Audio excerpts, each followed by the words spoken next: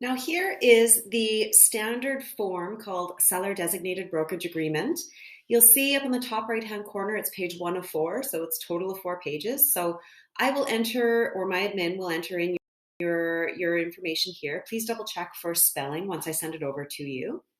Now the seller and the brokerage agree that the brokerage will list the seller's property known as your address, the PID, property identifying number, right here. If there's additional PIDs, we'll add them as well. If there is additional PIDs that you know of, please let me know.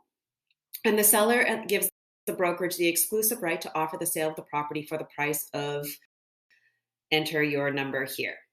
So clause 1, appointment of the designated agent, that will be me, Jessica Plamondon, comma, the Pike Group, and I will check addendum. The addendum names all members of the Pike Group.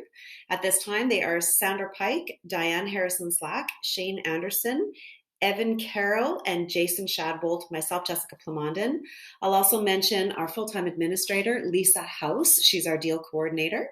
We have our marketing specialist, Ellen, who will probably reach out to you to get some materials for the marketing of your home. And then we have an inside salesperson as well. So between the entire team, you are in good hands. The brokerage's obligations. So the brokerage, I hold my license at Royal Lepage Atlantic, and my broker is absolutely responsible for everything that I do at the end of the day.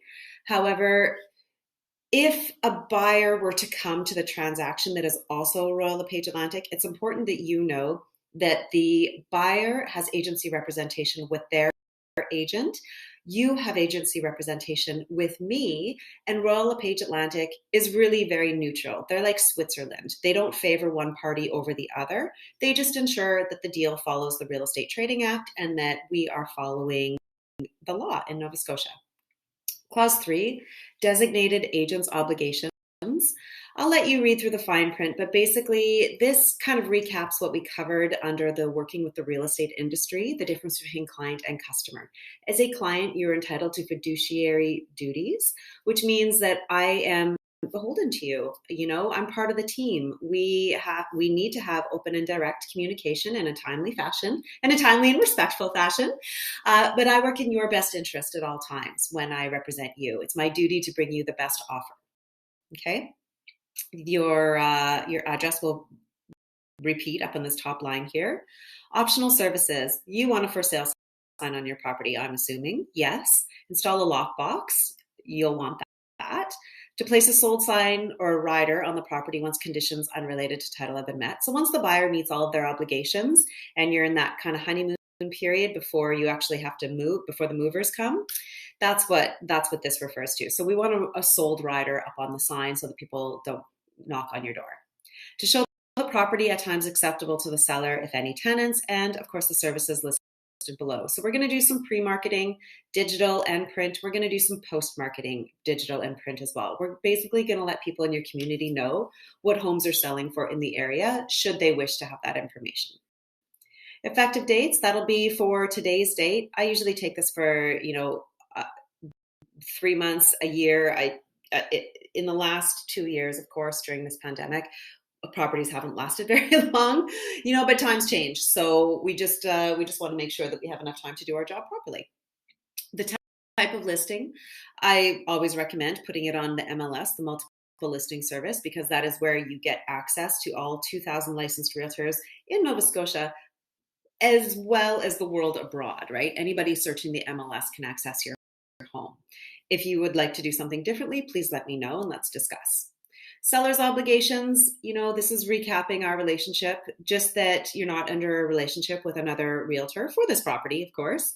You can't have 5 realtors selling one house. You can have 5 realtors trying to buy, but you can only really have 1 realtor selling your house. And then again, just that we have open, direct, and respectful communication in a timely manner. Okay, and any information that you have about the property that you share with me, that means things that you learned about the house, things that you, in your time of ownership, if things have come up, please just share them with me. Just more information is better, okay? If somebody comes up and knocks on your door, you say, thank you very much, please call my agent. That's why you've hired an agent, so that you don't have to worry about that. The seller agrees that the designated agent may represent the sellers and subject to clause 11, buyers, the brokerage, and the designated agent cannot disclose to the seller confidential information obtained through any other agency relationship to which the brokerage or designated agent is or was a party. The brokerage or the designated agent will not be obligated to seek additional offers to purchase while the property is subject to an agreement of purchase and sale once the conditions unrelated to title have been met. So once we have an accepted offer, we really deal with that play in hand. If that deal falls apart, then we go looking for a new buyer. Okay, harmonized sales tax. The property is likely exempt from HST unless it's new construction. Competing offers. I was in situations where a competing offer are received by the designated agent, the seller does or does not direct the designated agent to inform the competing parties of their competing offers. You're likely going to want people to know that they're in competition so that we can advise them to put their last best offer forward. But again, I'm open to discussion. Clause 9, brokerage's remuneration.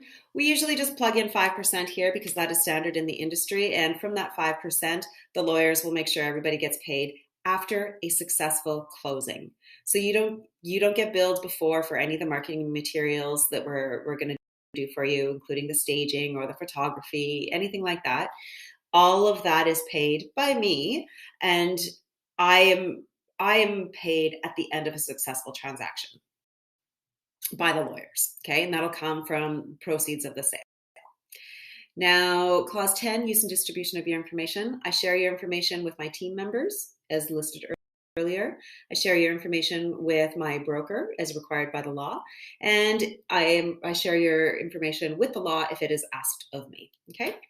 Now, clause 10.3, the seller authorizes the brokerage to publish interior pictures of the property in its marketing. Yes, of course.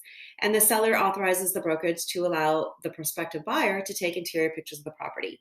I'm going to recommend you say yes, because in this day and age, we don't let people other than the names on the contract enter the home. In other words, Uncle Bob or Dad or none of those people are invited to the home to view it or for the property inspection. So what we do want is for buyers to be able to take a picture of the electrical panel and, share it with their parents. Hey, Dad, what do you think? Right? And I think that's just important. Now, change in representative capacity of the designated agent. If I were to lose my license, God forbid, then a member of the Pike Group would step in and facilitate the transaction. If the Pike Group was no longer, then Royal Lepage Atlantic would step in and assign a realtor to facilitate your transaction. And God forbid, Royal Lepage Atlantic was no longer around, then another brokerage would be assigned your file. In other words, your deal would still run smoothly. I can't promise you'd have another agent quite like me, but at the same time, I know that you'd be in very capable hands. Okay, termination of this agreement, my personal favorite, on a completed sale of the property prior to the expiry of this agreement. I'll let you read the fine print, but really that's where it comes to in this market. Brokerages and designated agents duties on termination of the agreement, remove the property from the electronic medium. So I remove marketing from online, cease all marketing activities, remove signs from the property, return documents and other materials provided by the seller, and remove the lockbox installed on the property. Continuing duties to account for all property and money received by the brokerage and to keep your confidentiality in perpetuity to the seller. Miscellaneous provisions. This agreement is governed by the laws of Nova Scotia. Makes sense. No amendment to the terms of this agreement shall be effective unless it is in writing. So if we want to change anything, the list price, the list date, any of that, it needs to be in writing in the form of either an addendum or an amendment.